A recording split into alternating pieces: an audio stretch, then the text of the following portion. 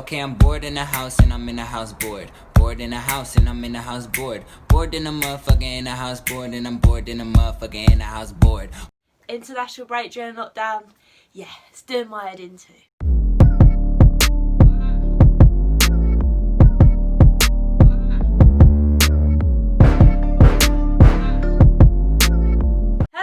Welcome to another episode of Hollie's Hotspurs, and today I'm doing something a little bit different.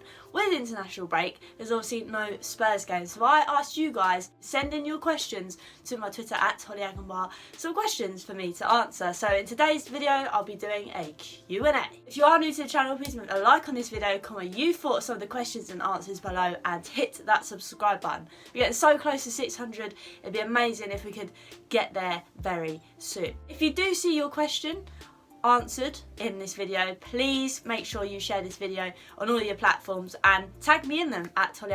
So the first question is from @Smithy2.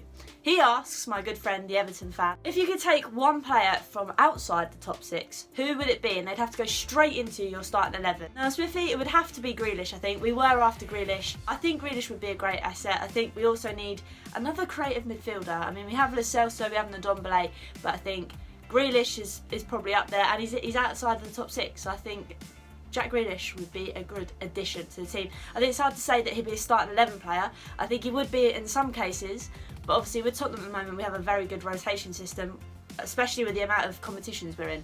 But so yeah, whether he'd start every week is a good question, but I think he definitely would be part of that starting 11 in some weeks.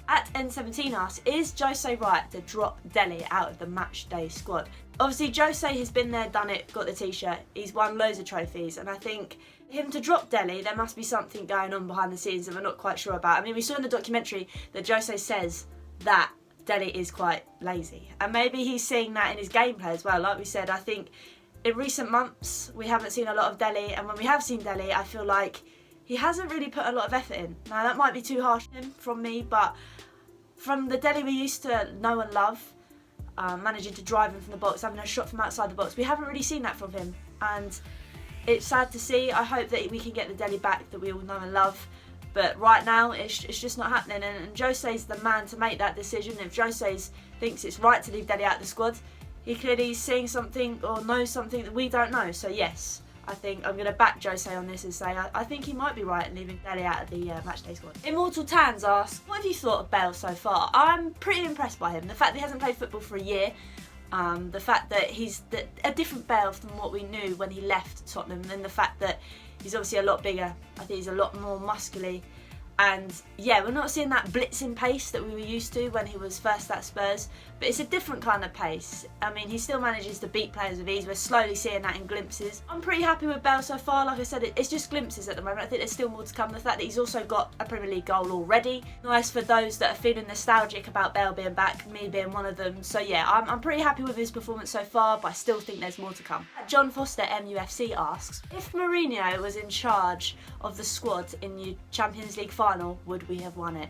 Now this is a crazy question. Thank you, John. From the fact that Jose is a proven winner, the fact he's been there, done that, like I've said, got the t-shirt and won lots of trophies, maybe that might have pushed us over the edge to actually get the Champions League final under our belts, but the way that planned out, I think Sissoko would have probably played in that game, and the fact that he was the one who unfortunately got the handball in the first couple of minutes kind of set the tone for the rest of the game. So it's a tough one to call. I'd like to say yes, not to discredit Poch, but I also think Poch deciding to play Kane over Lucas Moura, even though Lucas Moura was having a flying game and Kane wasn't necessarily fit, I think was a bit of a sticky situation. But then you've also got to think yourself, if Harry Kane is half fit, do you give him a chance anyway? Because he's your top goal scorer, he's your top man, he's your top striker.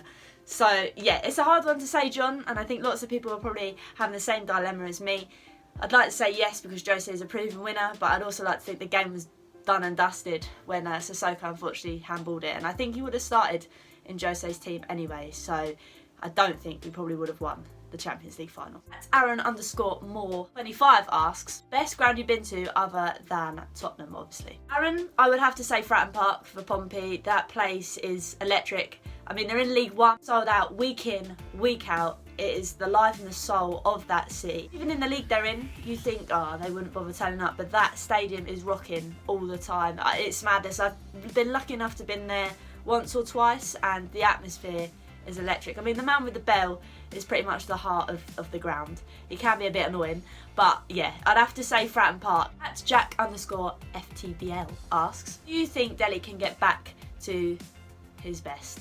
I'd like to hope so, and I think every Spurs fan would like to hope so. Like I've touched on already, I think just got to unlock that motivation for Dele. I mean, we've tried, Jose's tried bigging him up in training, saying he's lazy, trying to tell him to turn it around. That obviously hasn't happened.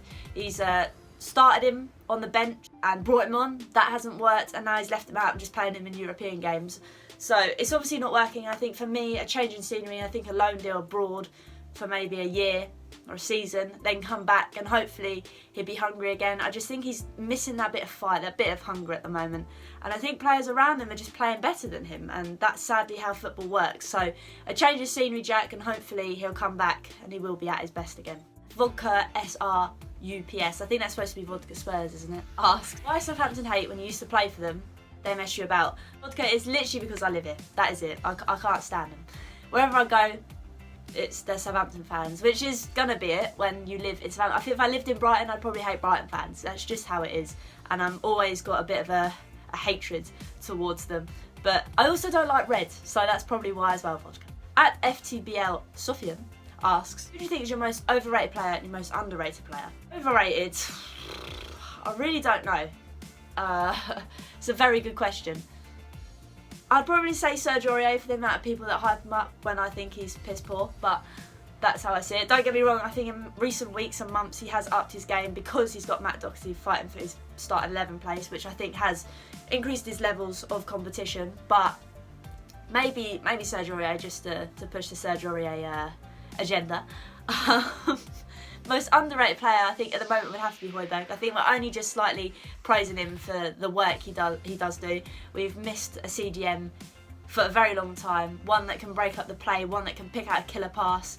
So yeah, for me, underrated would have to be Højbjerg. At Russell Whiting 4 asks, should the pandemic be an opportunity to turn throw-ins into kick-ins? Russell, I'd have to say no on this one, just because I think people will try and win kick-ins close to the corner flag or close to the edge of the box and just try and whip it in. I think I'd have to say no on this. I kind of like the element of a throw-in as well. I think with a kick-in as well, you could play it quicker than you do a throw-in. Okay, yes, that might speed up the game and make it more exciting, but I think it would also disadvantage teams, and I just think it would in turn possibly make it boring. So I'd like to keep throw-ins, but it's a very good question. Thank you, Russell. At Swash_Joe asks, what do you think of Stevie B being sent home after being called unfit by the Netherlands coaching staff?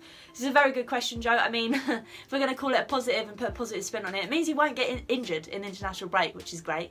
Got him for squad depth. But in all honesty, I don't know. I've seen pictures of him where he's kind of filling out a bit. He reminds me of what Ndombele kind of looked like. Not to the same extreme as Ndombele, but maybe it's because Jose is choosing not to play him so regularly. Maybe that might be what it is. I don't know. Maybe he's struggling with some underlying issue that we also don't know about. I don't know. Hopefully it's not going to damage him too much and it's just a little blip in the road and he'll come back fitter than ever. So I'm not going to worry about it too much. But it was a bit of a shock, because I didn't really think that he was that unfit, in all fairness. At RayRay44X asks, now Ray has asked a number of questions, so I just picked out a few. First one being, who do you think will be relegated? For me, I think it's going to have to be Fulham, Sheffield United and West Brom. I just think they're shocking, and that's about it really. The other one is, do you think Hollie will be sacked this season? My answer to you is yes, because he can't be riding his juju for very much longer. He seems to be able to win matches when his job is pretty much on the line and he's going to get sacked the next day, but his luck will run out, and I think fans are getting slightly frustrated that he's managing to do this. So I think a lot of Man United fans want him gone, and those that don't want him gone are either reliving the days of when he scored that goal or just very, very odd. So yeah, I don't think Hollie will last that long. I think he will be gone this season. At THFC Chaz asks, he's also asked a lot of questions, so I picked out a few. Would you take Ericsson back, and if so, what would we get the best from him? I'm pretty much on the fence for this one, Chaz. I've thought about it lots. It depends what Ericsson we get. If it's the Ericsson we had for 8 months before he left, I'd have to say no. If it's the Ericsson we had about 2 years ago, I'd happily take him. I mean, we all know he's a talent. He did a brilliant service for Tottenham.